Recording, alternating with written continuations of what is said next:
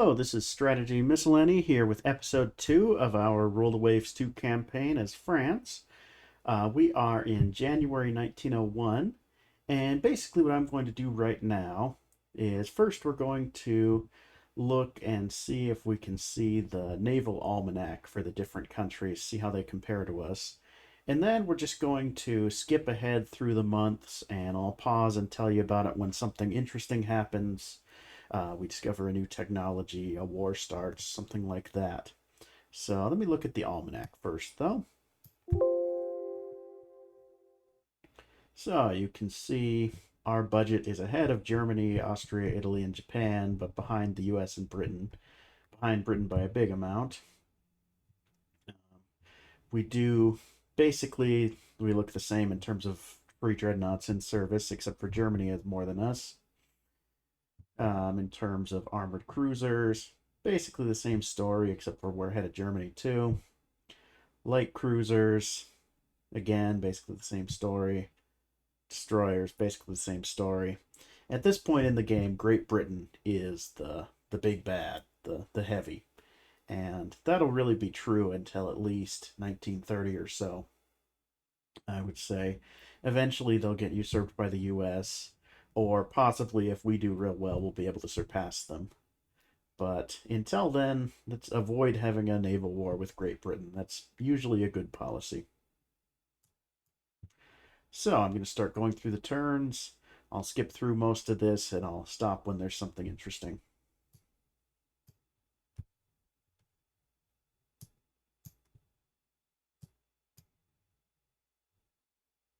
So we've discovered better armor.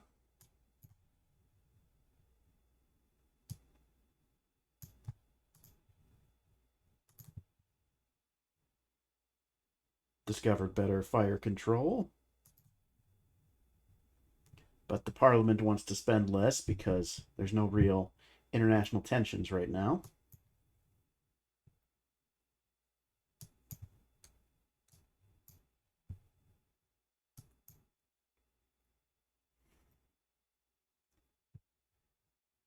And here's a German light cruiser. You can see they have a lot of little guns on it. They even have anti-aircraft guns, which is a little silly in 1901. I don't know what they think they're going to be shooting at, but that's okay if they want to waste their time on that nonsense.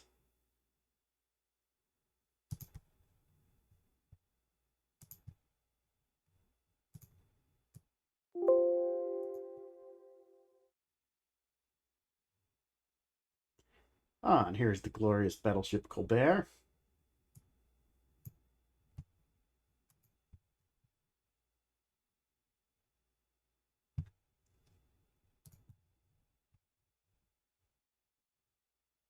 Sorry, I didn't have the window correct right before. This should look better. Now, let's expand our docks again.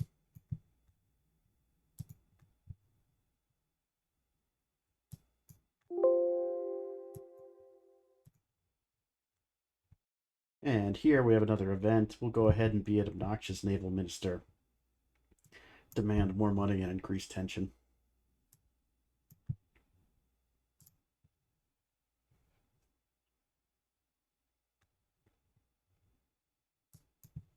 I'm also going to build another coastal battery here.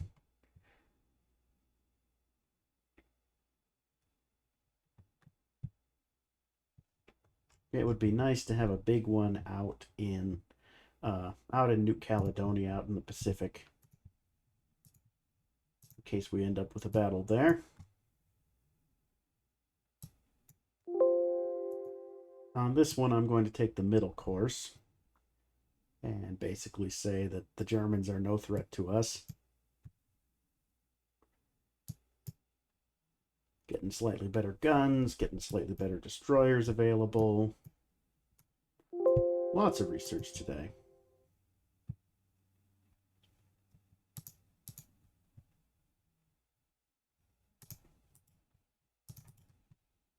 Also going to move the Colbert to the Med. And also put it on reserve fleet.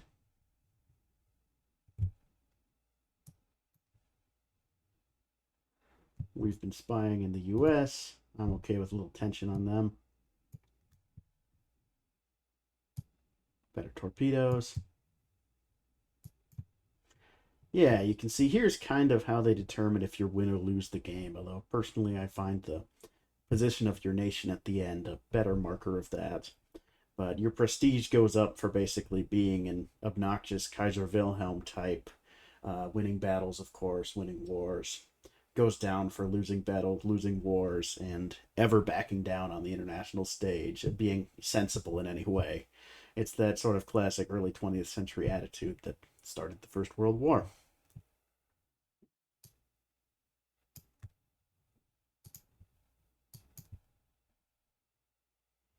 Got our new armored cruiser.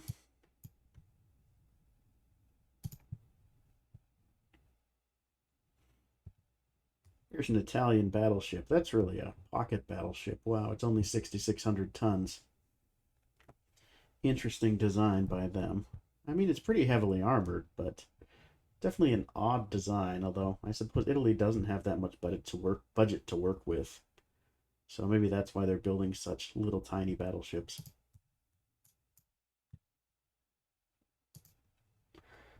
I am also going to take the Dupuiteurs here, and I'm going to move it. I don't have any ships in my base in China. I want to put one there.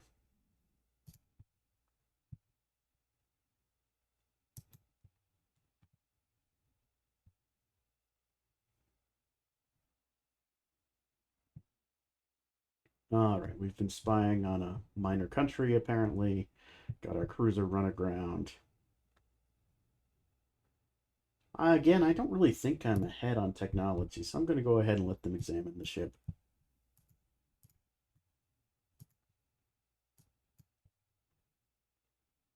Better machinery, better secondary battery, better little tiny guns.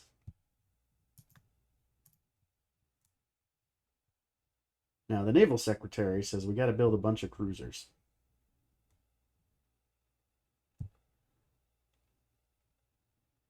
And I'll go ahead. They want 6 cruisers. That's kind of a lot, but I'll go ahead and build 3. Or apparently they want 4. So let's get some in construction here. I'll build one of the Muse class. I'll build 2 of the Loire class.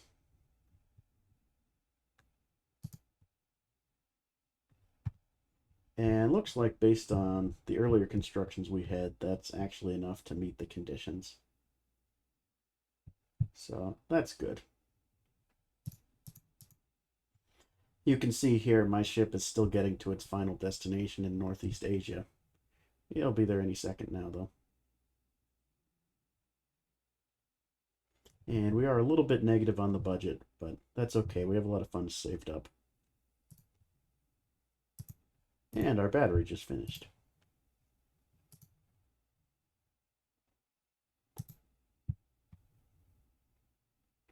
All right, we've got a boom. I'm going to say we should build railroads. Take the long run option. I think that slightly increases our growth rate, possibly.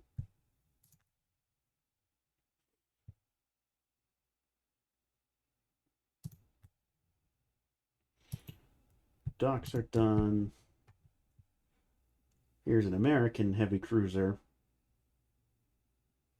You can see they really went with the tons of tiny guns approach.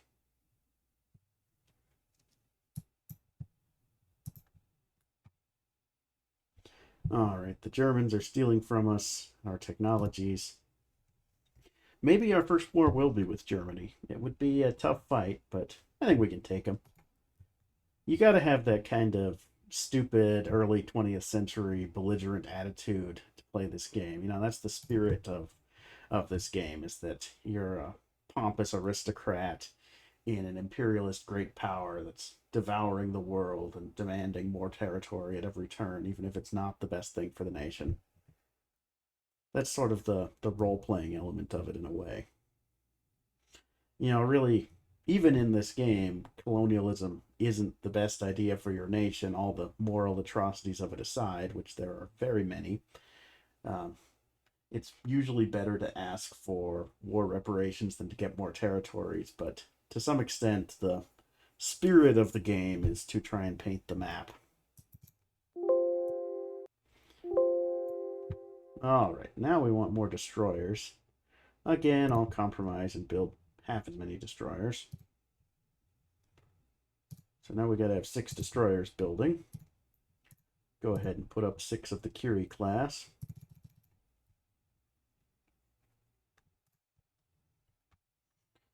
As you can see, we're starting to finish these light cruisers. If we ran short of money also, what I can do is I can take one of these and I can halt construction and basically just put it on hold for now.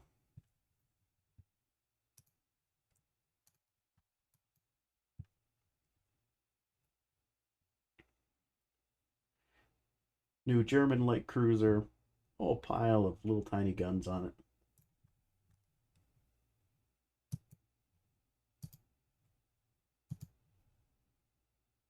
We're spying on the British. They're mad at us about it.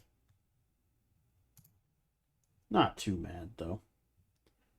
Really, when the tension bar starts turning yellow, or especially red, is when you really need to worry that a war is going to break out. Basically, it breaks out if it goes over 10.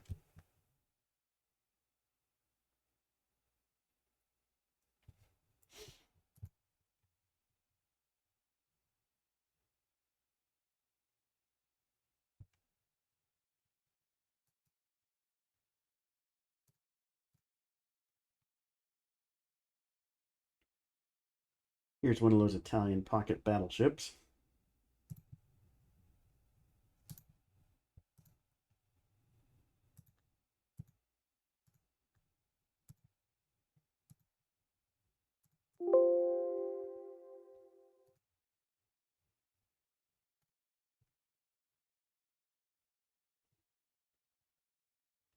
All right, so here we have a sort of remember the Maine type incident where one of our light cruisers has been blown up in Haiphong in the harbor.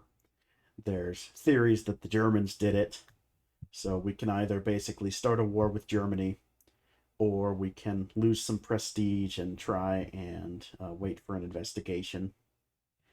I'm not really ready for a war. I want to wait a few more years until I can get my next wave of ships out.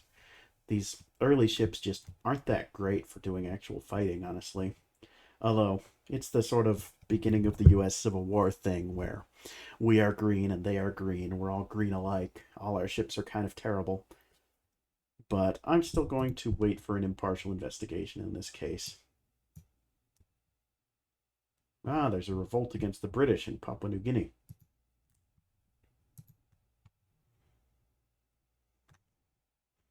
You can see tension with Germany is still very high.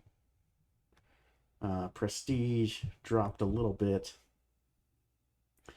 And we need another ship to go to Southeast Asia now. I'll actually just send this one from Northeast Asia. It'll get there real fast.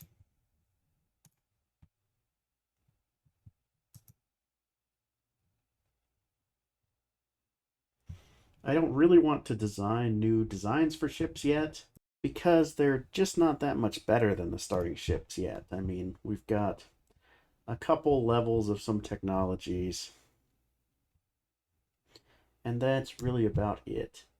I am going to actually set submarines to high priority. I'd like to have some basic submarines by the time the war comes. Although, the war might come real soon. We'll see.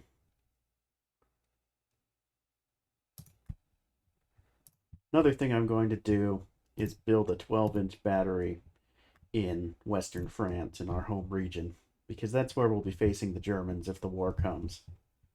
So, let's do that.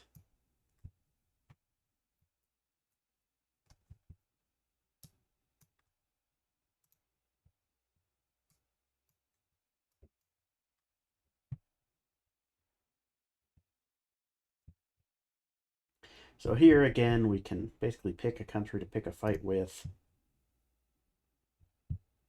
Again, let's try and pick a fight with Italy. They don't seem that interested.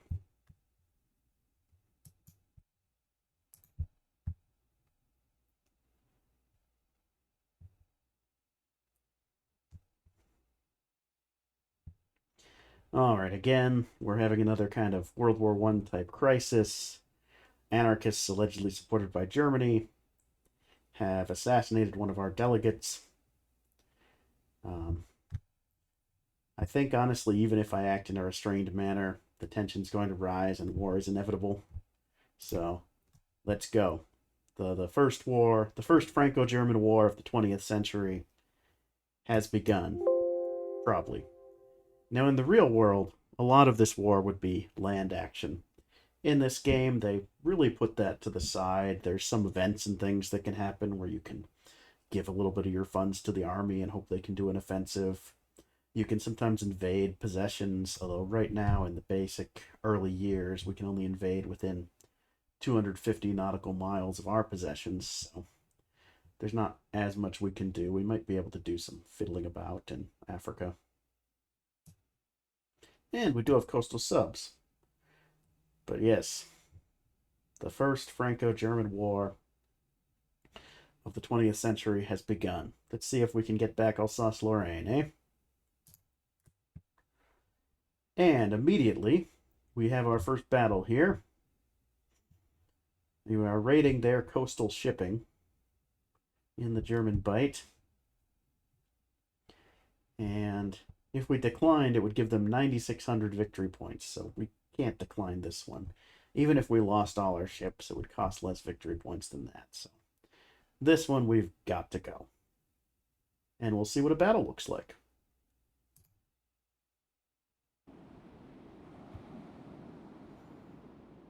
So here we are. This is our capital ship, the Vauban. We've got a couple of light cruisers, the Surcouf and the Admiral Cecile. The only one we can really control is the Vauban. And our target is over by Helgoland here. That's where we're supposed to go. And you can hear the game making kind of a wind sound. That's because it's overcast, there's a moderate breeze. Let me look at what time it is. Yeah, it's basically late morning right now. You can see here's the day-night cycle of the world. At nighttime, it's really hard to see anybody. Alright, so let's take the Vauban. We'll stay at our cruising speed of 15 knots. And we'll set the target here. Turn up the game speed till we actually see somebody. And let's go. So basically we're going to run until we pause because of contact or something. And our ships go puttering along. Our light cruiser's kind of forming a screen. Sometimes you try this sort of thing. You wait through the time. You don't even find each other. You go home. Naval battles, especially at this time, are kind of like that sometimes. There's a lot of floundering about. I mean, nobody has radar, nobody has scout airplanes. But here we go. An unknown ship has been sighted. Can't even tell what it is yet, but let's approach. Go ahead and turn the speed to fast instead of very fast. We're getting closer. We think it's an armored cruiser. Nope, it's actually a merchant ship, which is what we're here to attempt to sink, basically. So let's go. Accelerate to attack speed. 17 knots. And we should begin firing any minute now. And yes, we sank the ship with a couple of shots from the Admiral Cecile. Or possibly they just abandoned ship when they saw us coming. I'm going to detach the Surcouf to pick up the survivors in their lifeboats. The honorable thing to do, and I believe you get points for it too. And let's go to the target zone, because we're supposed to sink 2 enemy ships. We've sunk 1. It's drizzling. Hard to see the enemy. Range of only 10,000 yards. Going off Helgoland here. Interesting story with Helgoland. I'll get to it in a minute. Alright, we're at the target zone. I don't see anybody here. Let's go in towards Wilhelmshaven and see if we can find anybody. Now, you do have to worry a bit if you get too close to these ports. Sometimes they put landmines out. And it can cause a lot of trouble for you. Also, night is falling. You can see we're in twilight now. And they've got some sort of coastal battery shooting at us. Yeah, let's try and take that out. It's nighttime, so it's going to be hard as heck to see anything, but let's go right next to it. And I mean, we got bigger guns than they do, and we're moving and they aren't. I think we should be able to take this guy out. All right, they've misunderstood our signals, as they tend to do sometimes. You can hear that cannon fire. Let me pause for a second and check how our ship is looking. So here's the Vauban. It's had a little bit of damage, but nothing serious. The grates are fouled. That happens with these coal-driven ships. You try and run them for a long time, and they get a bunch of gunk in the engines and the coal furnaces. Don't have that with oil or diesel so much. That's the advantage of them in part. But this ship was never meant to go that fast anyway. You can see it's got a little health bar here too, but it's kind of hard to see. You really do have to kind of click on the ship and get the details if you want to know the details. Now it's raining proper. Must be so pleasant for our sailors out here, the cold North Sea, March, being shot at by a coastal battery. Oh, there's an enemy ship again, a little merchant class. Let's raid some more of their shipping, eh? Take this guy out and we've completed our mission. And the rain stopped. Alright, we did it. 2 ships have been sunk. Let's pick up any survivors from this guy and then let's go home.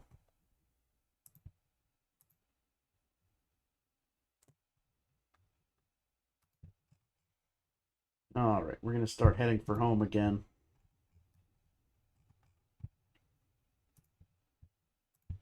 Go ahead and slow down to 15 knots. Turn the speed up. And basically wait for the time clock to run out. Now, sometimes you can have some trouble in this stage, too. If your ships have been severely damaged and it's bad weather, they can end up, foundering in heavy seas, and you lose them on the way home. But in this case, I think we'll make it home with only minor damage. Alright, scenario is over. We sank 2 transports. We had light damage to our battleship. So on balance, we won a minor victory. Yeah, so we got 900 victory points. They got 159. The other thing we need to do is mobilize everybody. All ships need to be in the active fleet. And now we need... typically they want some ships to be on trade protection. And yes, they definitely do. So let's get some of our destroyers and light cruisers to be on trade protection duty.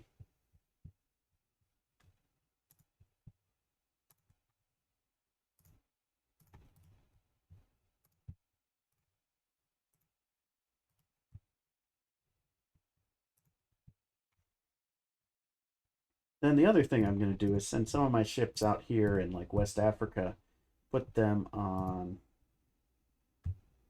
or maybe not West Africa, but somewhere. Put some of these ships on raiding status. And they'll basically drive around and try and raid enemy shipping. The other thing I want to do, we have submarines now. I want to get some submarines building. They might not be done before the war is over, but we'll give it a shot anyway.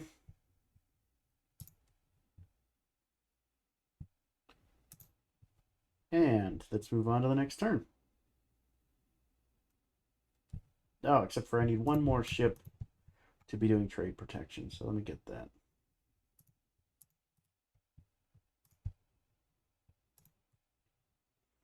Got our new destroyers. Submarine warfare, nothing happens. And alright, here we've got the big battle.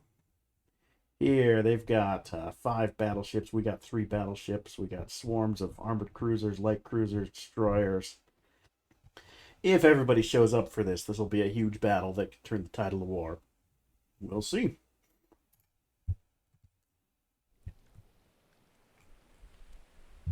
Alright, here's our grand fleet. 3 battleships in a row, an armored cruiser, a couple of light cruisers, 1 destroyer. And let's just go forwards and see if we run into anybody. Alright, they're right here. Unknown ship sighted. Line towards them, Captain.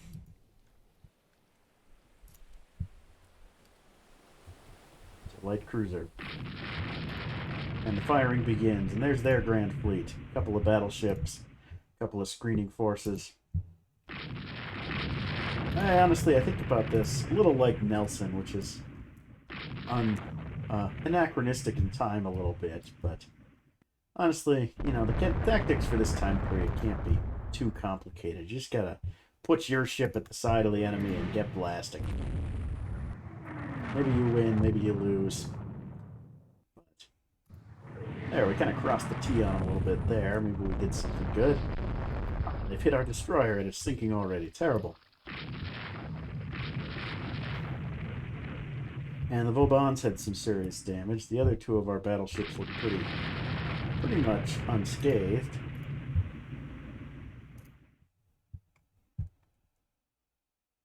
There go their ships. Looks like they're trying to run away at this point. Unfortunately, our squad max is only 15 because we've suffered some damage. Maybe they'll come around for another pass, or maybe they've decided that this is going to be a Jutland type scenario where it's kind of an inconclusive mess of a fight. We'll see if they come around for another pass or if they're too scared to. I mean, they did sink one of our ships, so that's something for them, but it was only a destroyer, so at present, I mean, unless I did some really serious damage to their ships that I just didn't see, I think this is basically going to be an inconclusive fight that doesn't really do much for either of us. Alright, night is falling. We're not going to catch them now. Let's go home. Oh, so there's one of their ships. No, they just wanted to do a couple parting shots and they're gone. So yeah, let's go up to full game speed, start heading home. Scenario might end itself too when it just says opposing forces are far apart.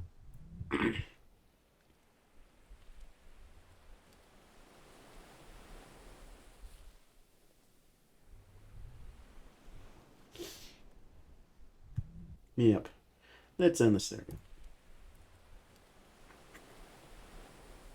Alright, we blinked at their battleships.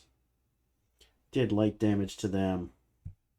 They sunk one of our destroyers. Did medium damage to one of our battleships and light to one of our battleships and armored cruisers. So, I mean, it's a minor victory for them, but it's really not going to change much. Yeah, they got a delta of 240 points out of that. You can see right now things are still pretty even. Now, one thing I do want to do is bring some ships out of the Med, because ideally I would want to blockade Germany by having a stronger force in Northern Europe.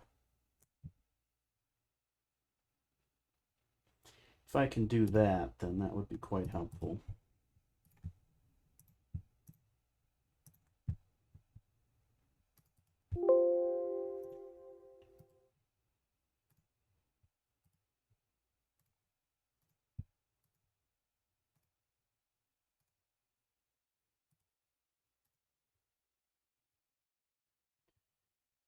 Yeah, really, I mean, you win these wars either by blowing up their ships or blockading them. And right now they're blockading us. We can't have that. We got to get more of our ships back in the in Northern Europe where we can counter their blockade. And we got a few more ships coming out of the pipeline too pretty soon, so that's good.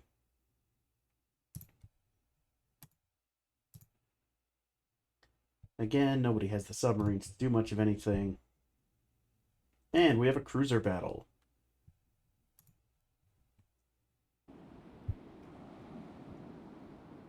So yeah, we got a couple armored cruisers, we got a light cruiser, we got a destroyer. They should hopefully have forces of a similar scale. Let's see if we find each other. And here they are. Keep on going. Ah, they have an actual battleship, but only one. I think we can take it. Probably. Accelerate to full speed. Get in close so that our guns can penetrate their armor. They seem to be running, though, really. Well, maybe we can take out their destroyers anyway. Ah, one of their destroyers actually got us with a torpedo. That's not good.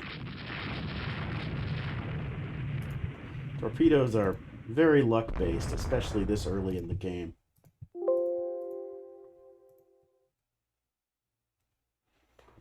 Also, they keep misunderstanding our signals. I mean, a lot of that is just because we're probably still using semaphore at this point. I don't think we even probably have radios on the ships yet. We'll have that soon. Yeah, we'll go ahead and pick up survivors from the one destroyer we got. And see if we can't catch up to these guys. I think they're running for home. They might be able to outrun us, honestly. Looks like the Germans are building fast battleships. So I might skip through some of this part unless there's more actual ship-to-ship combat.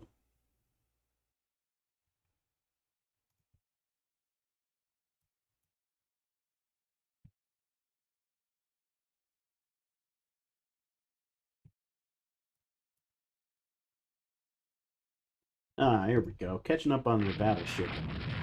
Able to do some firing now. Cross the T behind him a little bit.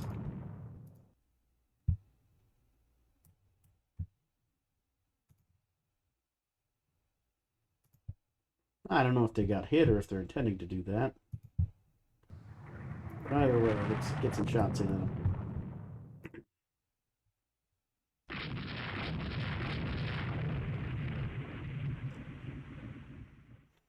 Alright, they're basically back at port. We'll let them go.